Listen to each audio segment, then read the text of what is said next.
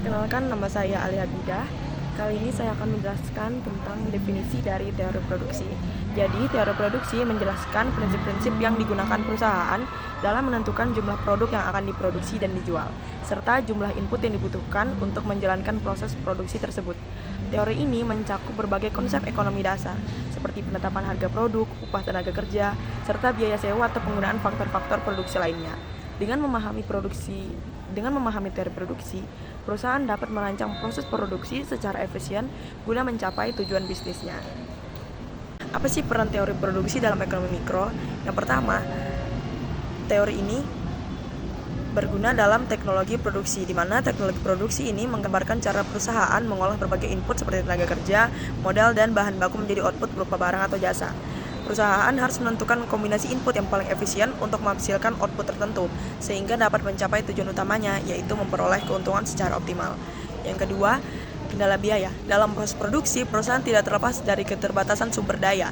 Oleh karena itu, perusahaan harus mempertimbangkan berbagai komponen biaya, seperti upah tenaga kerja, besarnya modal yang dikeluarkan, serta biaya bahan baku dan input lainnya. Tujuannya adalah untuk meminimalkan total biaya produksi agar tetap dapat bersaing di pasar. Yang ketiga ialah pemilihan input. Pemilihan jumlah dan jenis input produksi menjadi keputusan penting bagi perusahaan. Penentuan ini dipengaruhi oleh teknologi produksi yang digunakan, besarnya biaya yang harus dikeluarkan, harga dari masing-masing input, tingkat upah tenaga kerja, serta faktor eksternal lainnya. Dengan mempertimbangkan semua faktor ini, perusahaan dapat merancang proses produksi yang efisien dan aktif. Terima kasih kepada moderator atas kesempatannya. Di sini saya akan membawakan materi dengan konsep input, output, dan fungsi produksi dalam ekonomi. Input ialah semua sumber daya yang digunakan dalam proses produksi untuk menciptakan barang atau jasa. Input juga ini sering disebut sebagai faktor-faktor yang memproduksi yang terdiri dari tenaga kerja, modal, tanah, maupun kewirausahaan. Eh, Tenaga kerja yang diciptakan itu sumber daya manusia yang memberikan kontribusi fisik dan intelektual dalam proses produksi. Kualitas dan kuantitas tenaga juga memengaruhi produktivitas. Nah, yang kedua itu modal, aset fisik yang seperti mesin, peralatan, bangunan, dan teknologi yang digunakan untuk memproduksi barang lain. Modal modal berbeda dengan uang karena bersifat produktif. Yang selanjutnya itu tanah, sumber daya alam yang termasuk lahan la- yang termasuk lahan, mineral air, dan bahan mentah yang menjadi bahan dasar produksi. Nah, yang terakhir itu kewirausahaan, di mana kemampuan mengorganisasikan dan mengelola ketiga faktor produksi di atas untuk menciptakan nilai tambahan. Kewirausahaan juga melibatkan inovasi pengambilan risiko dan pengambilan keputusan strategi. Next slide.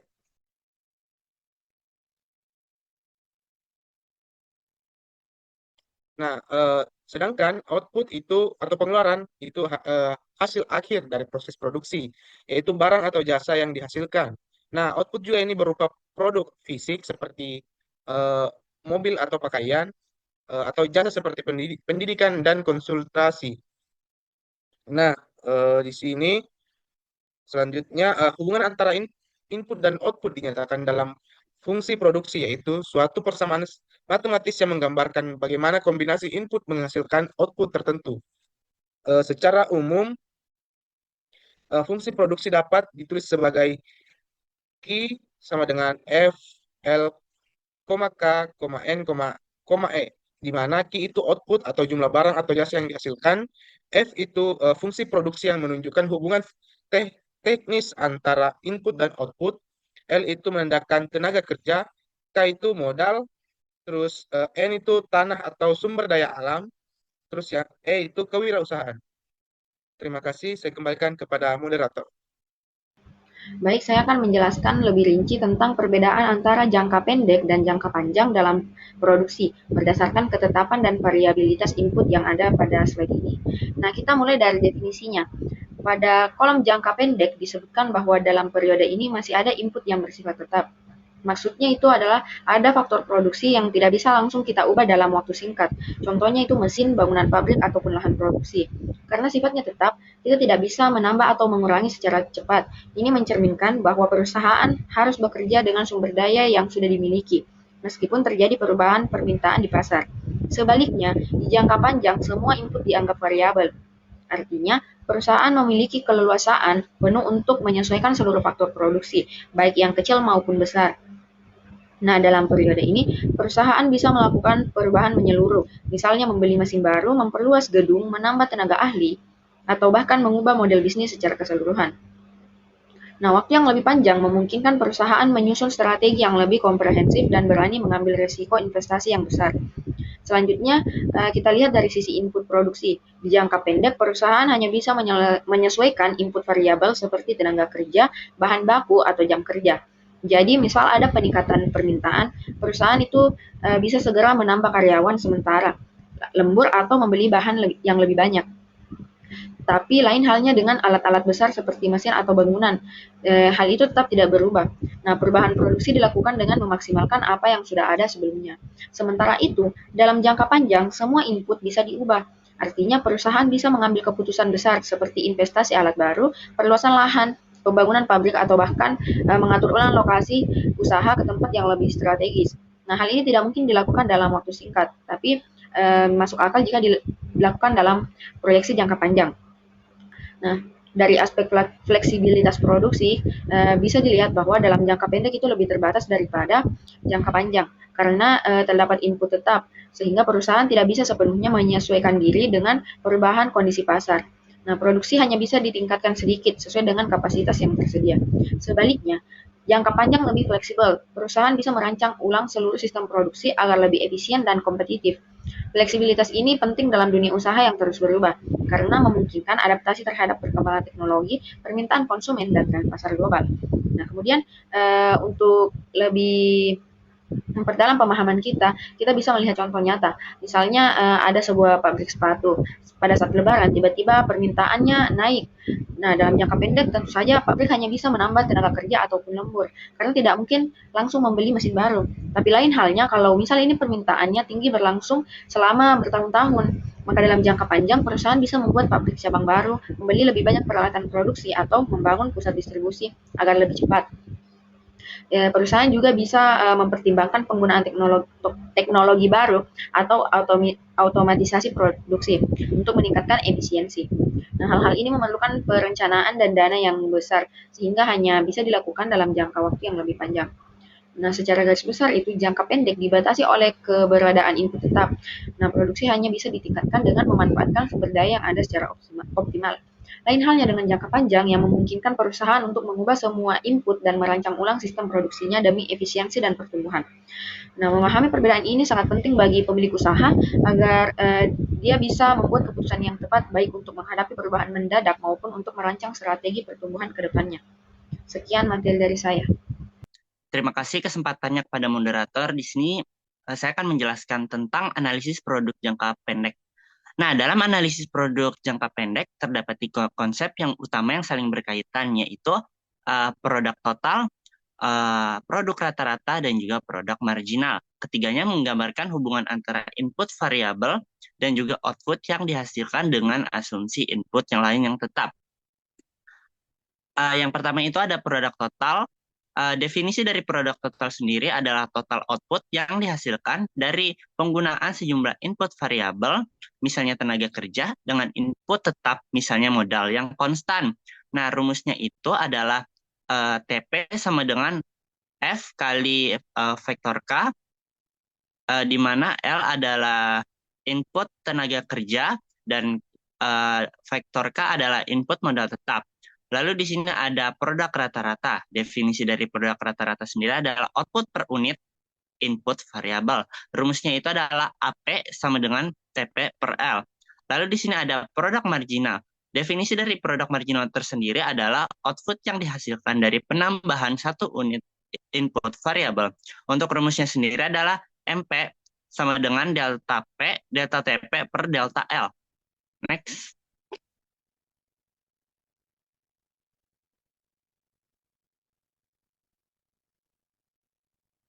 Lalu di sini ada kurva pada hubungan antara TP, AP, dan MP. Kurva produk total bentuk awalnya meningkat cepat, lalu melambat, akhirnya menurun. Titik pentingnya yaitu berada di titik puncak TP MP sama dengan 0. Eh,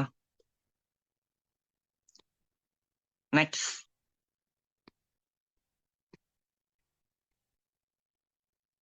Lalu di sini ada kurva produk rata-rata. Nah, dimulai dari origin saat L sama dengan 0, lalu AP sama dengan 0, mencapai di titik B, AP maksimum saat MP sama dengan AP. Menurun setelah titik B. Nah, hubungan dengan TP yaitu AP dihitung dari slope gratis dari origin ke titik pada kurva TP. Contohnya, pada titik C di TP, AP sama dengan Y1 per X Y1 per X2, output rata-rata per unit. Next. Lalu di sini kita ada kurva produk marginal. Nah, kurva yang menunjukkan antara beberapa faktor produksi dan marginal pada berbagai tingkat pemakaian faktor produksi yang dinamakan kurva produk marginal. Nah, seperti pada gambar di sini mungkin saya akan menjelaskan tentang kurva berikut, di mana kurva MP memotong di titik AP maksimum pada titik B. Nah, saat mencapai puncak lebih awal daripada AP saat TP infeksi. Nah, MP akan maksimum menjadi negatif setelah TP mencapai puncak, yaitu titik penting. Nah, X1 MP adalah MP maksimum dengan laju tercepatnya, dengan laju TP tercepat. Lalu di sini ada X4, yaitu sebagai titik maksimum MP sama dengan 0, dan X5 adalah MP negatif atau TP yang turun. Next.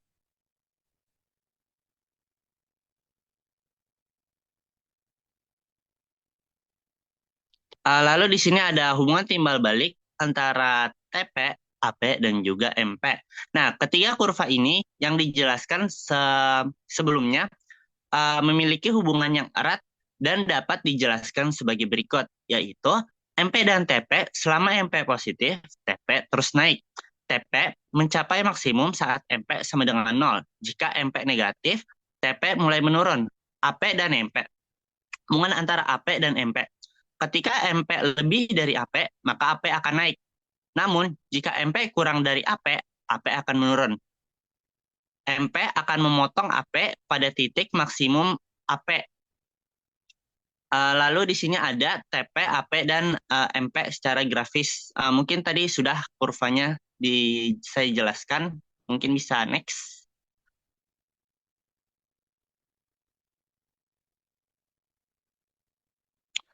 Lalu di sini ada tahapan produksi jangka pendek berdasarkan hubungan antara TP, AP, dan EP pada proses jangka panjang dibagi menjadi tiga tahap, yaitu tahap pertama atau insurance return atau fase peningkatan hasil. Nah, ciri TP tersebut adalah output total meningkat dengan laju semakin cepat. Contohnya, penambahan satu pekerja L1 ke L2 meningkat TP dari 10 ke 24 unit, yaitu bertambah 14 unit. Nah, ciri MP-nya itu MP akan naik, tambahan output per pekerja semakin besar. Untuk mencapai puncak di akhir tahap 1, MP maksimum sama dengan 15 saat L3.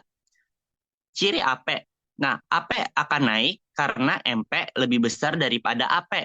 AP maksimum tercapai saat MP sama dengan AP.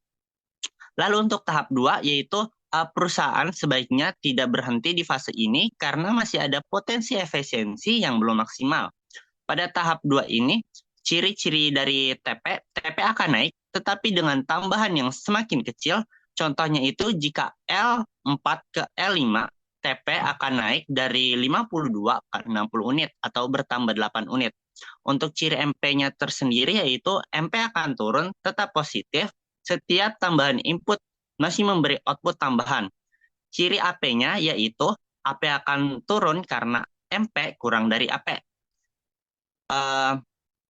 Tahap optimal produk karena MP masih positif atau tidak ada pemborosan input dan AP masih relatif tinggi.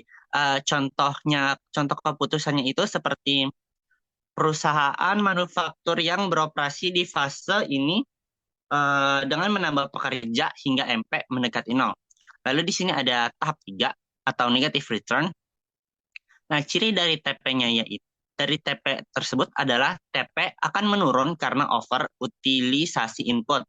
Contohnya itu ketika L sama dengan 7, TP akan turun dari 63 ke 62 unit.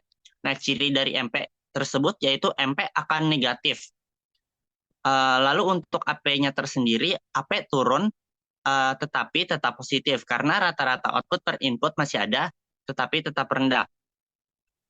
Sekian penjelasan saya kembalikan ke moderator. Baik, sebelumnya terima kasih atas kesempatannya kepada moderator. Selanjutnya kita masuk pada materi hukum hasil marginal yang semakin menurun dan hukum proporsi variabel. Jadi sebelum masuk ke hukum hasil marginal yang semakin menurun, saya ingin menjelaskan apa itu hukum proporsi variabel. Jadi hukum proporsi variabel adalah hal yang menjelaskan bagaimana perubahan input atau eh, input input itu dibagi menjadi dua, ada input variabel dan juga input tetap. Itu mempengaruhi output atau total produksi ketika input tetap tidak berubah. Nah, ini artinya itu hukum maksudnya dari hukum proporsi variabel itu bagaimana eh, input variabel itu atau tenaga kerja itu bisa mempengaruhi dari total produksi yang ada. Kemudian hukum hasil marginal adalah jika satu faktor produksi ditambah terus-menerus, misalnya tenaga kerja atau input variabel yang tadi saya jelaskan, sementara faktor lainnya tetap seperti lahan atau mesin, maka tambahan hasil output dari setiap unit tambahan faktor variabel tersebut akhirnya akan semakin menurun. Nah, ini maksudnya tidak selamanya ketika orang berekspektasi bahwa ketika penambahan tenaga kerja itu maka total produksinya itu juga akan semakin meningkat.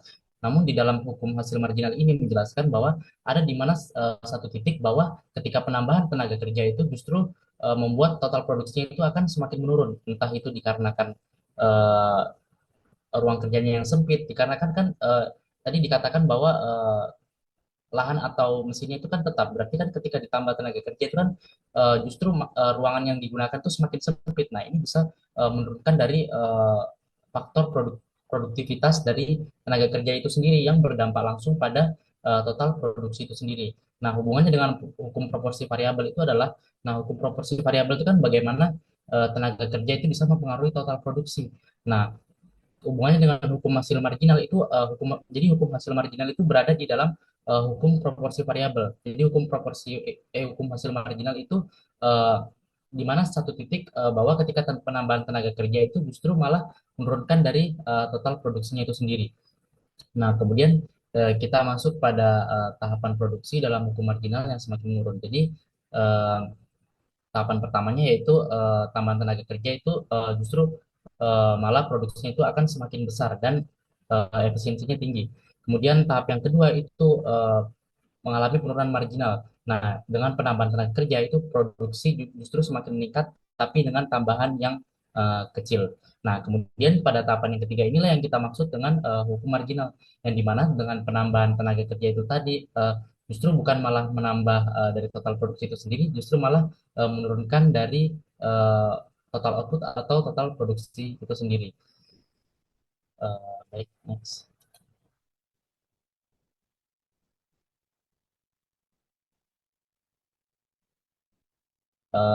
Nah, bisa kita lihat di sini, ini adalah grafik hukum marginal yang semakin menurun. Nah, bisa kita lihat bahwa di sini total produksinya ketika input tenaga kerja pada di awal-awal itu, ketika pertambahan dari tenaga kerja yang tadinya satu, kedua, ketiga, keempat, itu mungkin orang-orang bisa berekspektasi bahwa ketika penambahan tenaga kerja itu total produksi akan semakin tinggi. Nah, namun malah sebaliknya, dikarenakan yang tadi saya katakan bahwa ketika lahan itu tidak ditambah atau mesin itu tidak ditambah, nah maka itu bisa mengakibatkan menghambat dari eh, produktivitas dari tenaga kerja itu sendiri yang bisa menurunkan dari total produksi itu sendiri. Seperti yang kita lihat pada gambar grafik di atas, bahwa ketika penambahan dari 7 ke 8 jumlah tenaga kerjanya, itu justru total produksi mengalami penurunan yang signifikan sehingga berdampak juga pada penambahan tenaga kerja yang ke-9.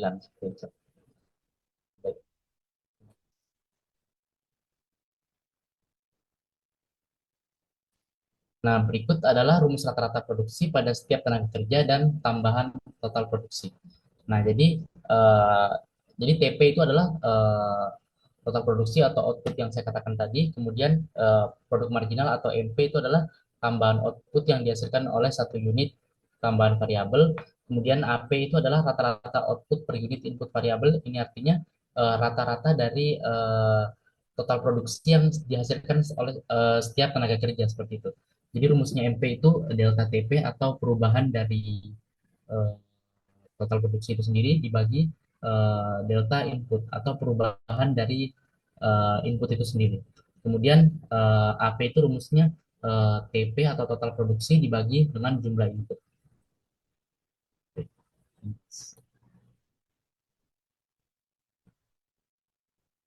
Nah, berikutnya kita masuk pada implikasinya terhadap produksi jangka pendek.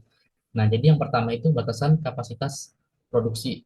Jadi dalam jangka pendek, input tetap tidak dapat diubah, karena itu penambahan input variabel hanya efektif sampai titik tertentu. Seperti yang saya katakan tadi, dikarenakan lahan itu tidak berubah atau tidak ditambah, namun ketika tenaga kerja itu akan terus bertambah, nah maka ini membuat tenaga kerja itu memiliki batasan kapasitas produksi, dikarenakan entah itu lahannya sempit. Nah, ini bisa menurunkan terhadap total produksi itu sendiri. Kemudian yang kedua yaitu efisiensi produksi akan menurun. Nah, jadi ketika MP atau marginal produk itu mulai menurun, maka efisiensi penggunaan input itu juga akan menurun. Nah, tambahan pekerja misalnya bisa saling mengganggu karena ruang kerja terbatas, seperti yang saya katakan tadi. Jika lahan itu tidak ditambah, namun tenaga kerja itu terus-menerus ditambah, maka uh, ini bisa menghambat dari produktivitas tenaga kerja itu sendiri. Kemudian yang ketiga yaitu biaya produksi per unit akan naik. Jadi ketika hasil marginal menurun, biaya marginal atau marginal cost itu meningkat. Nah, ini artinya biaya untuk menghasilkan satu unit tambahan barang itu justru akan lebih mahal seperti itu. Kemudian yang keempat yaitu batas optimal penggunaan input. Nah, produsen harus mengetahui kapan penambahan input masih menguntungkan. Nah, di luar titik optimal, penambahan input akan meningkatkan biaya tanpa peningkatan output secara signifikan. Kemudian yang kelima yaitu penurunan produktivitas, seperti yang saya katakan tadi, bahwa ketika lahannya itu tidak ditambah dan tenaga kerjanya itu akan semakin meningkat, nah maka tenaga kerja ini juga akan kesulitan dalam mengerjakan eh, produktivitasnya. Jadi itu bisa mengakibatkan bahwa total produksi itu sendiri akan menurun. Kemudian yang keenam yaitu kurva produksi melengkung ke bawah. Nah, seperti yang ada di slide sebelumnya, bahwa ketika tenaga kerja itu ditambah secara terus-menerus, kemudian lahannya itu tidak ditambah, nah itu justru bisa berdampak pada total produksi itu sendiri, karena entah itu ruangnya sempit, nah tenaga kerja itu bisa mengalami penurunan produktivitas. Kemudian yang ketujuh yaitu pengambilan keputusan produksi. Jadi manajer produksi harus mengelola tenaga kerja, bahan baku, dan waktu kerja secara hati-hati agar tidak melebihi kapasitas efisiensi. Nah, perusahaan itu perlu menentukan titik optimal produksi berdasarkan analisis marginal itu sendiri. Baik, itu saja materi dari saya. Selebihnya saya serahkan kepada moderator. Oke, masuk ke materi selanjutnya itu ada ISO-1 dan ISO-cost. Analisis produk jangka panjang yang sudah dijelaskan tadi oleh teman saya itu mempelajari bagaimana perusahaan menggunakan faktor-faktor produksi seperti tenaga kerja, modal untuk mencapai output tertentu dalam kondisi di mana faktor produksi bersifat variabel. Nah, hal ini bertujuan pertama untuk memaksimalkan output pada tingkat biaya tertentu. Yang kedua, untuk meminimumkan biaya untuk mencapai target output tertentu. Untuk menganalisis produksi jangka panjang ada dua aspek yang digunakan. Yang pertama ISO-1, yang kedua ISO-cost. Nah, yang pertama ISO-1. Kalau ISO-1 itu kurva yang menunjukkan berbagai kombinasi tenaga kerja dan modal yang dapat digunakan untuk menghasilkan jumlah output yang sama. Dan untuk karakteristik dari ISO-1 sendiri itu pertama ada berslope negatif. Jadi semakin sedikit salah satu input, semakin banyak input lain diperlukan agar outputnya tetap. Yang kedua, cenderung ke titik asal. Hal ini mencerminkan sifat substitusi marginal teknis yang menurun. Yang ketiga, tidak saling berpotongan. Jadi setiap ISO-1 memiliki tingkat output yang berbeda. Yang kedua ada ISO-cost. ISO-cost sendiri adalah garis yang menunjukkan kombinasi tenaga kerja dan modal yang dapat dibeli oleh produsen dengan total biaya total. Tapi hal ini juga tergantung pada harga masing-masing faktor produksi. Nah, jika ISO-1 dan ISO-cost diubah ke dalam bentuk grafis, maka ini adalah contohnya. Nah, gambar yang pertama itu menunjukkan grafik ISO-1. pada grafik isokuan, sumbu K atau yang disebut dengan modal, dan L tenaga kerja, di mana sumbu horizontal itu tenaga kerja, sumbu vertikal itu modal. Kurva isokuan itu bergeser ke kanan, yang artinya outputnya meningkat.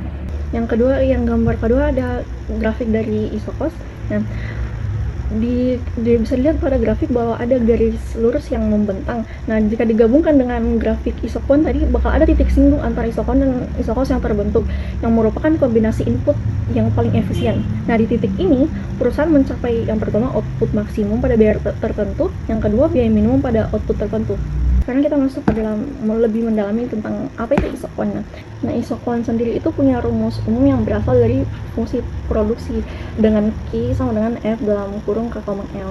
Tapi beberapa bentuk umum produksi ada juga isokonnya, tergantung kondisinya. Yang pertama ada Cobb-Douglas, yang kedua ada Leontief atau input tetap, yang kedua linear, yang ketiga bisa dilihat pada tabel bahwa tiap poin itu ada bentuk fungsinya masing-masing, dan bentuk fungsinya masing-masing itu juga ada isokonnya tersendiri, jadi digunakan tergantung dengan kondisinya. Kedua ada isokos. Rumus umum dari isokos itu bisa dilihat pada layar. Nah, di mana W itu adalah upah tenaga kerja per unit, kalau R harga sewa modal per unit, dengan C adalah total biaya. Rumus umum isokos tersendiri itu bisa dibagi menjadi dua. Yang pertama C sama dengan W dikali L ditambah R dikali K, atau juga bisa K sama dengan C dikurang W dikali L per R. Baik, terima kasih atas kesempatan yang diberikan. Di sini saya akan menjelaskan tentang kombinasi input optimal dalam jangka panjang. Jadi, intinya, ini adalah cara paling efisien dalam menggunakan modal dan tenaga kerja, supaya kita bisa yang pertama menghasilkan output sebanyak mungkin dengan biaya tertentu, atau menghasilkan output tertentu dengan biaya seminimal mungkin. Nah, bedanya dengan jangka pendek. Nah, di jangka pendek biasanya ada input yang tetap kayak kapasitas pabrik, tapi di jangka panjang semua input bisa diubah. Jadi produsen lebih fleksibel dalam menyesuaikan biaya, teknologi, dan permintaan pasar. Selanjutnya, ada tujuan utama kombinasi optimal dan contoh sederhananya. Kenapa penting banget nyari kombinasi optimal? Jadi yang pertama itu adalah efisiensi biaya. Jadi efisiensi biaya itu mengurangi pengeluaran untuk input tanpa mengorbankan output. Yang kedua ada efisiensi teknis. Jadi itu adalah memanfaatkan teknologi dan sumber daya yang ada sebaik mungkin. Yang ketiga adalah fleksibilitas produksi, yaitu gampang menyesuaikan diri kalau harga bahan naik atau permintaan berubah. Contoh sederhananya itu kalau perusahaan bikin meja, dia bisa milih mau pakai lebih banyak mesin atau lebih banyak tenaga kerja. Jadi kombinasi optimalnya adalah yang bikin biaya kecil tapi hasil tetap sesuai target. Next, kita masuk di kombinasi input optimal dalam jangka panjang menggunakan tangensi isokon dan isokos. Jadi sebelum itu sudah dijelaskan tentang konsep isokuan dan isokos. Jadi saya di sini akan menjelaskan tentang grafiknya saja. Ini grafik isokuan dan isokos. Jadi seperti yang ditunjukkan oleh gambar, kombinasi input optimal itu ditunjukkan oleh titik tangensi antara kurva isokuan yang berwarna biru ini dan dan isokos yang berwarna merah. Nah, di titik tersebut kemiringan kedua kurva sama, yang secara matematis berarti bahwa marginal rate of technical substitution atau MRTS setara dengan rasio harga input V per R. Nah, titik tangensi ini mempresentasikan kombinasi input, tenaga kerja, dan modal yang memberikan efisiensi biaya pada tingkat output tertentu. Nah, kombinasi input itu disebut optimal saat isokuan menyentuh isokos. Nah, titik sentuh ini disebut titik tangensi. Next. Jadi kita punya rumusnya di sini. Ya, titik tangensi itu sebagai kondisi optimal, yaitu kombinasi input optimal terjadi saat isokon menyinggung isokos, kan, seperti yang saya bilang tadi. Nah, di titik ini kemiringan atau slope-nya kedua kurva sama, yaitu dengan rumus MRTS LK sama dengan MPL per MPK sama dengan P per R. di mana MRTS Marginal Rate of Technical Substitution adalah laju pertukaran teknis antara dua input seberapa banyak input modal dapat dikurangi jika input tenaga kerja ditambah 1 unit agar output tetap sama. Dan MPL atau MPK adalah produk marginal dari masing-masing input. Sementara itu W dan R adalah harga input tenaga kerja dan modal. Kita punya ilustrasinya di sebelah sini ya. Jadi misalkan tenaga kerja atau W-nya itu Rp50 dan harga modal atau R-nya itu Rp100. Nah, jika MRTS adalah 0,5, maka kita pakai rumus yang MPL per MPK, yaitu 50/100 atau 0,5. Nah, berarti perusahaan sedang dalam kondisi optimal karena nilai output tambahan dari Rp1 yang dibelanjakan untuk L dan K adalah sama. Next,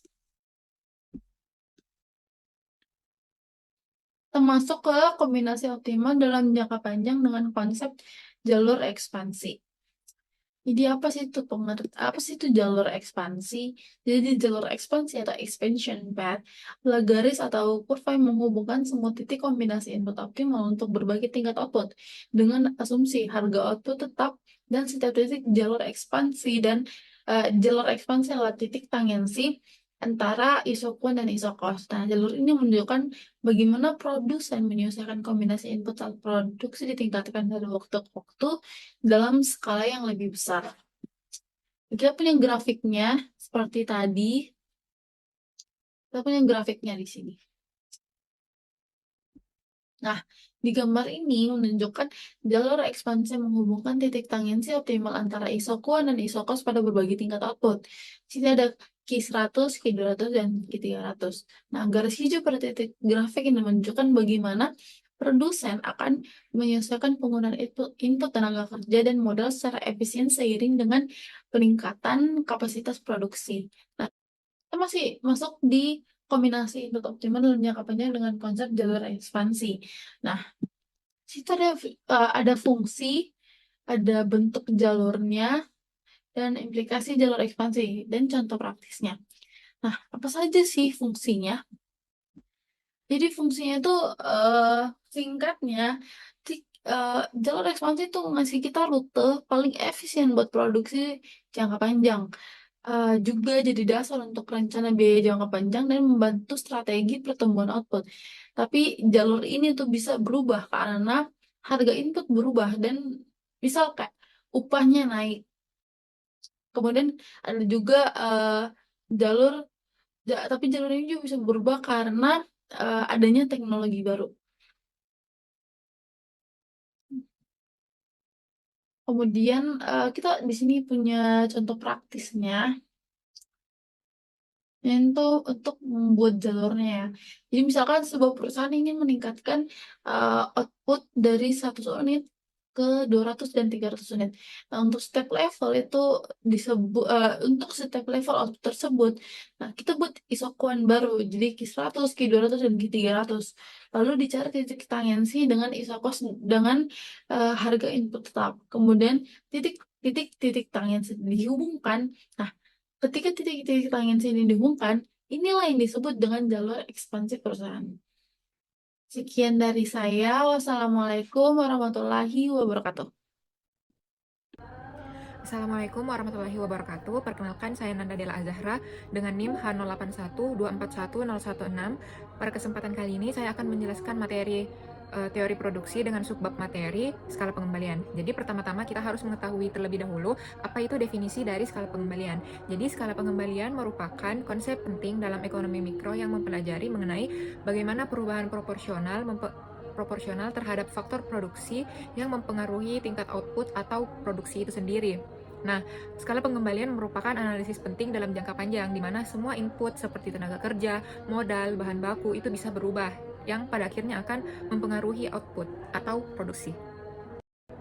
Kemudian, dalam skala pengembalian terdapat 3 poin penting yang perlu kita pahami, yaitu yang pertama yaitu output. Output adalah jumlah barang atau jasa yang dihasilkan dari suatu proses produksi. Kemudian yang kedua adalah input. Input merupakan faktor-faktor produksi, seperti yang saya sebutkan tadi, seperti tenaga kerja, modal, bahan baku, teknologi, dan lain sebagainya. Kemudian yang tiga adalah input proporsional. Jadi input proporsional ini merupakan semua input yang dinaikkan dengan persentase yang sama. Misalnya semua input naik 10% atau semua input itu dikalikan 2. Nah, dari ketiga poin ini kita bisa mendapatkan atau menemukan konsep perubahan output relatif terhadap perubahan input proporsional, yang berarti kita di sini bisa melihat seberapa besar output yang berubah dibandingkan dengan peningkatan proporsional pada semua input. Nah, dari sini kita bisa menganalisis dan memahami apakah produksi yang kita ciptakan itu akan semakin efisien atau malah menjadi kurang efisien saat skala usaha itu diperbesar. Nah, selanjutnya kita bisa mengenali ada 3 jenis skala pengembalian, yaitu yang pertama, skala pengembalian meningkat atau increasing returns to scale atau yang disingkat sebagai IRS. Nah, IRS ini terjadi jika kenaikan semua input menyebabkan kenaikan output lebih besar dari proporsinya. Misalnya, input naik 20% yang akan menyebabkan output naik sampai 35%. Nah, karena outputnya lebih meningkat daripada inputnya sendiri, kondisi ini dikatakan sebagai IRS atau skala pengembalian meningkat. Nah, adapun penyebab umum dari IRS ini yaitu pertama ekonomi skala atau skala biaya rata-rata itu turun karena adanya produksi massal yang dilakukan oleh pesaing-pesaing lain. Kemudian adanya spesialisasi tenaga kerja yang membuat faktor dari tenaga kerja itu semakin bertambah. Kemudian adanya efisiensi teknologi yang bisa mempengaruhi faktor produksi kategori teknologi. Kemudian bisa saja juga terjadi karena adanya manajemen yang lebih baik dan memanfaatkan kapasitas secara penuh. Kemudian jenis skala pengembalian yang kedua yaitu skala pengembalian konstan atau constant returns to scale atau yang bisa disingkat sebagai CRS. Nah, CRS ini kondisi ini terjadi ketika kenaikan semua input menyebabkan kenaikan yang sebanding dengan outputnya dengan proporsinya, yaitu inputnya itu naik kemudian outputnya juga naik tapi sebanding dengan kenaikan dari inputnya. Contohnya itu misal inputnya naik 25%, lalu outputnya atau hasilnya itu juga naik 25%, naik dengan kuantitas yang sama. Nah, hal ini itu terjadi karena adanya penyebab umum seperti produksinya itu bersifat linear. Kemudian yang kedua itu tidak ada ekonomi skala atau tidak ada juga disekonomi skala.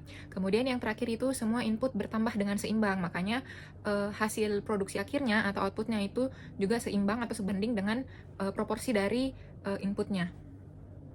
Kemudian, jenis yang ketiga dari skala pengembalian yaitu skala pengembalian menurun atau decreasing returns to scale atau yang bisa disingkat sebagai DRS. Nah, kondisi ini terjadi ketika kenaikan semua input menyebabkan kenaikan output yang lebih kecil dari proporsinya. Misalnya, input kita naikkan 20%, tapi outputnya itu hanya naik 10%. Nah, hal ini itu bisa terjadi karena ada beberapa penyebab. Yang pertama itu bisa saja karena adanya masalah koordinasi dari internal dan manajemennya. Kemudian bisa juga itu karena overcapacity atau kelebihan kapasitas sehingga outputnya itu lebih sedikit kenaikannya. Kemudian bisa juga karena birokrasi yang rumit sehingga ada regulasi yang membatasi. Kemudian bisa juga adanya keterbatasan sumber daya alam atau lokasi produksi yang kurang strategis. Kemudian, dari ketiga jenis skala pengembalian tersebut, adapun grafik skala pengembalian dari ketiga jenis skala tersebut, yaitu yang pertama, grafik dari IRS itu kurvanya cekung ke atas, yang menandakan bahwa output itu meningkat dengan cepat.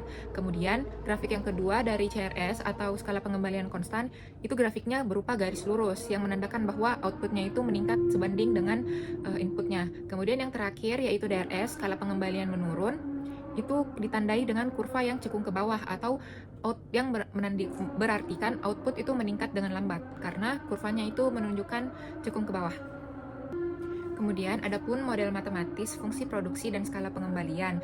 Nah, fungsi produksi yang sering digunakan untuk menganalisis skala pengembalian yaitu merupakan fungsi Cope-Douglas, yaitu yang dinotasikan dengan Q sama dengan A dikalikan L berpangkat alfa dikalikan K berpangkat beta, yang dimana Q itu merupakan output, A sama dengan parameter positif, kemudian L merupakan tenaga kerja, lalu pangkat alfa dan pangkat betanya itu menandakan elastisitas, kemudian K itu bernotasikan sebagai modal. Nah, di sini perlu kita pahami nilai dan maksud dari alfa dan betanya ini. Ada 3 kondisi, misalnya yang pertama yaitu misalnya jika jumlah dari alfa dan beta ini sama dengan 1, maka terdapat tambahan hasil konstan atas skala produksi. Kemudian yang kedua, jika penjumlahan alfa dan beta ini nilainya lebih dari 1, maka terdapat tambahan hasil yang meningkat atas skala produksi tersebut. Nah, begitupun juga sebaliknya, atau kondisi yang ketiga yaitu ketika jumlah dari alfa beta kurang dari 1, maka maksudnya itu terdapat tambahan hasil menurun atas skala produksi. Selanjutnya itu adalah faktor-faktor yang mempengaruhi skala pengembalian. Nah, dalam skala pengembalian itu terdapat faktor utama yang mempengaruhi, yaitu ekonomi skala. Ekonomi skala merupakan penurunan biaya rata-rata akibat peningkatan produksi yang sering terjadi karena adanya efisiensi dalam manajemen, teknologi, dan pemanfaatan input bersama. Nah, atau singkatnya, ekonomi skala ini bisa dikatakan sebagai biaya rata-rata menurun saat produksi meningkat. Kemudian yang kedua, faktor lainnya itu adalah spesialisasi tenaga kerja dan mesin. Nah, maksudnya yaitu semakin spesifik tugas pekerja dan alat yang digunakan, maka semakin tinggi juga produktivitasnya. Atau jika suatu pekerja ini diberikan tugas atau pekerjaan yang sesuai dengan bidang spesialisnya dan alat teknologi yang mendukung, maka pekerjaannya itu akan semakin lebih efisien. Kemudian yang ketiga adalah teknologi produksi yang canggih. Nah, dari faktor teknologi ini bisa mendukung IRS atau skala pengembalian meningkat karena memungkinkan produksi massal dengan biaya marginal rendah, walaupun misalnya investasi awalnya itu biasanya besar. Kemudian adapun hal lain yang bisa mendorong terciptanya kondisi IRS yaitu biaya tetap yang tinggi. Nah, biaya tetap yang tinggi ini maksudnya semakin besar produksi, semakin kecil biaya tetap per unit. Namun biasanya ketika perusahaan terlalu besar bisa saja memunculkan masalah yang bisa memunculkan kondisi DRS atau skala pengembalian menurun. Misalnya birokrasi yang rumit dan koordinasi kerja yang buruk. Nah, dari kondisi ini tuh malah bisa menyebabkan disekonomi skala yang menyebabkan itu tadi kondisi DRS. Bisa juga karena adanya faktor keterbatasan sumber daya dan lokasi yang strategis yang bisa menjadi penghambat pertumbuhan output secara proporsional. Kemudian adanya struktur organisasi dan sistem manajemen yang tidak efektif, serta regulasi pemerintah yang terlalu ketat dan membatasi sehingga dapat mengurangi efisiensi skala. Itu saja faktor-faktor yang mempengaruhi skala pengembalian, baik itu mendorong untuk naik, konstan, atau turun. Nah, yang terakhir itu adapun contoh nyata dalam dunia usaha yang bisa kita jadikan patokan sebagai contoh dalam 3 kondisi skala pengembalian. Dalam kondisi skala pengembalian pertama atau skala pengembalian meningkat, itu misalnya terjadi di industri otomotif. Misalnya sebuah pabrik meningkatkan semua inputnya, mulai dari tenaga kerja, mesin, teknologi, bahan baku. Nah, inputnya ini dinaikkan sebesar 20% karena adanya efisiensi produksi dan teknologi otomatisasi dari pabrik mobil tersebut, maka output mobilnya itu bisa meningkat 30% atau menciptakan kondisi IRS. Kemudian yang kedua, untuk kondisi CRS atau skala pengembalian konstan itu misalnya terjadi pada usaha restoran lokal. Sebuah restorannya ini misalnya menambah jumlah dapur, meja, staf, pegawai sebanyak 25%. Nah, jumlah pelanggan dan omsetnya juga ini biasanya sebanding dengan inputnya. Berarti nanti jumlah pelanggan dan omsetnya juga itu bakal naik 25%. Nah, kondisi yang ketiga untuk kondisi DRS atau skala pengembalian menurun itu biasanya terjadi di bank besar. Misalnya bank ini menambah cabang, karyawan, pegawai, dan meningkatkan sistem IT atau teknologinya sebesar 20%. Namun karena pertumbuhan nasabahnya itu sedikit, hanya 8% misalnya, karena adanya faktor dari birokrasi yang kompleks atau regulasi dari pemerintah atau masalah manajemen internal dari bank itu sendiri, maka bisa menciptakan kondisi skala pengembalian menurun. Dan itu saja penjelasan dari saya mengenai skala pengembalian dalam jangka panjang. Kurang dan lebihnya mohon dimaafkan. Wassalamualaikum warahmatullahi wabarakatuh.